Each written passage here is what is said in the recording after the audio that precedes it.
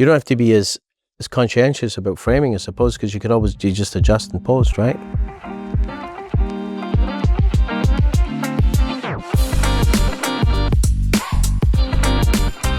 Hi everyone, welcome to another episode of Coffee with Father James. I believe for the third time in a row, drinking from my Our Lady of Guadalupe coffee mug, because I want to talk to you about something that is unfolding in our parishes that's very, very exciting.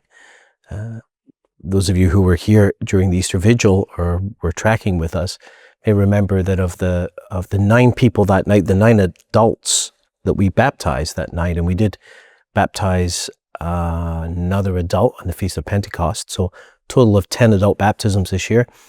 Of those 9 people, 4 of them were teenagers. Something remarkable happening among our young people, and I say our young people, they do belong to us now, but all 4 of those young people who were baptized had no church background. They didn't come from families who went to church, who really had any faith. Now, some of those families are very open and wonderful people, but it's rather unusual. They didn't come through the usual route, obviously, if they hadn't been baptized. And the courage of these young people and their openness to faith is quite extraordinary. There's a number of them. They often come to the 11 a.m. Mass, and they sit just over here. They've even, by themselves, started to have a Bible study. We didn't even know they were doing it. I mean, those kids having Bible studies.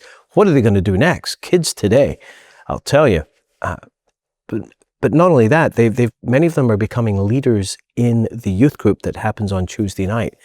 And I'm blown away by these young people who have really become followers of Jesus and are really serious about growing in their faith. I recently even heard a story that I wish this was true of everyone, but after the homilies on giving, one of the teenagers decided that they were going to go out and get a summer job and tithe 10% of their income towards the parish. It's amazing. But these young people are growing and they're hungering for God. And one of the incredible events to help the faith of young people in our diocese is the annual youth conference that our diocese holds, that is put on by Franciscan University of Steubenville. Now, Steubenville is a town in Ohio. It's a steel town. I think Dean Martin was from there. I've been to that town a number of times. Franciscan University is a Catholic university that was founded there, I believe, in the 1950s. And in the 1970s underwent a powerful process of renewal. And it became a center of evangelization and Catholic education and a great center for vibrant youth ministry. And they developed these national conferences that happened in Steubenville every summer. So it was called the Steubenville Conference. But then they started to package the conferences and have them in other cities.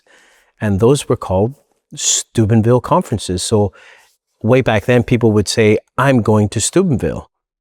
But they didn't mean they were going to Steubenville, Ohio. They meant they were going across the bridge to the Steubenville Youth Conference. So years ago, when I was a young priest, I was involved in taking groups of young people down to Massachusetts to the Steubenville Youth Conference that happened then.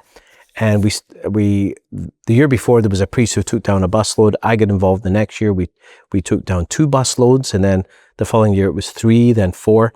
And we were bringing down so many young people, and the bishop was involved and other priests, that we proposed to the organizers to have a conference here in Nova Scotia. And so 2 years later, I believe, with the support of the diocese, Nova Scotia hosted the first ever non-US Steubenville Conference. And that was a long time ago, and they've been happening every year. And so the last number of years, they've been happening in Halifax. And so among our young people, they'll talk about going to Steubenville. And not only are they not going to a steel town in Ohio, they're not even going to the US. They're going over to Dalhousie, where it's been hosted the last number of years. And it's a great experience.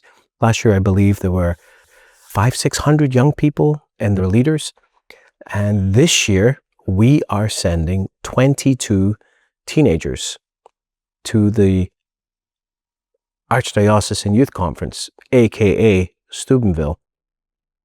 with 5 leaders. So we're sending a total of 27 people to the conference. And I'll tell you one thing about the conference, for young people to get together with other young Catholics who are serious about their faith or really exploring their faith is an incredible formative experience to encourage them and enrich their lives, their spirituality, their commitment to following Jesus. Because I'll tell you, it's a lonely world out there. They're not being cheered along by many of their peers. It's a great place for them to be formed, to hear great talks, to be inspired, to have another or a new experience of God, of God's love, of the Holy Spirit. And so it's a great gift in our diocese. So I want to tell you about this because the conference itself is happening on the weekend of the 10th, 11th, 12th of July. We will be taking a weekend to bless these young people from our parish as they get ready to go on this conference. Please pray for them. Keep them in your prayers. Some of these young people don't come from church-going backgrounds and have struggled financially to raise the money to attend the conference. If you're watching this and you feel inspired to donate specifically to help some of these young people be able to go on this conference, please get in touch with the parish office. That would be greatly appreciated. But I'm letting you know this just to ask you for your prayers and to encourage you, because with my own interactions with these young people, I'm blown away by them. I'm really deeply encouraged by them, and I hope that you are too. God bless.